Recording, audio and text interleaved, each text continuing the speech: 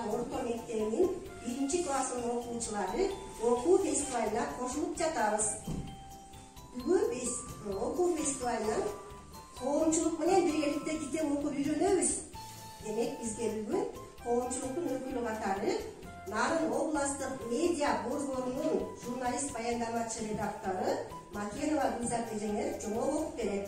Анда эмесе тынчтанып отуруп жомокту угабыз.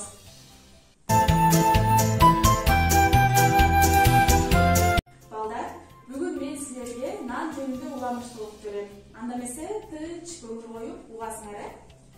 Илгери эгин баккан бир да дыйкан болбопту. Ал кезде адамдар тегирменди да билишпепти.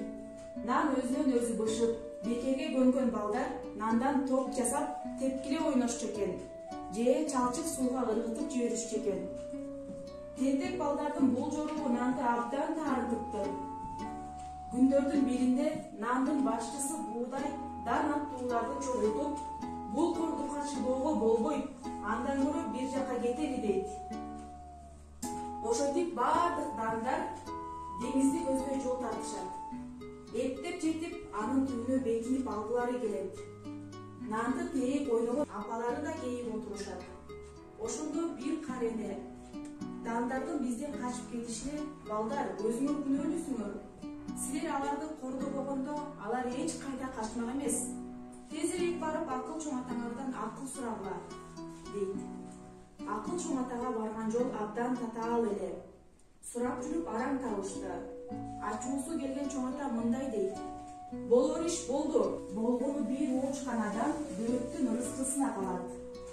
Эми ошол бир уучтанды көбөйтүү иши турат.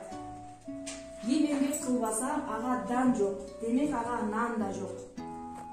Ошондуктан жер айдап жанагы алып калган данды себишибиз керек, дейт акыл чоң ата. Мына ушинтип биздин жумабыз аягына келип жетти. Балдар, силерге жомок жакпы? Ооба! Анда эмесе мен силерге суроо берейин, кандай түшүнгөнүңөрдү билип алалы.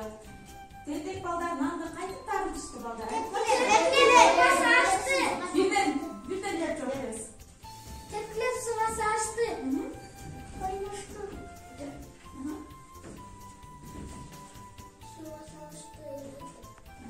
Сууга салышты. Алар ачарчылыкка эмне куткарды анан? Ит куткарды, көптөбүт куткарып кетти. Балдар данды кантип көбөйтүштү? Андан кийин кантип көбөйтүштү? Бирден кол көтөрүп жооп бересиз. Өстүрүп сыңарып. Өстүрүп сыңарып. Дагы жабышты? Дагы кандай жолу бар? Бул жасашты. Мына балдар нан жөнүндө уламыш ушундай экен, ошондуктан нанды кордогула кесир болот деген сөз калыптыр. Силер нанды кордобойсуңар да, антип жерге тепселебейсиңер, ыргытпайсыңар. Нанды кордобош керек дайыма. Бул эстафетаны окуу фестивалынын кийинки катышуучуларына узатабыз.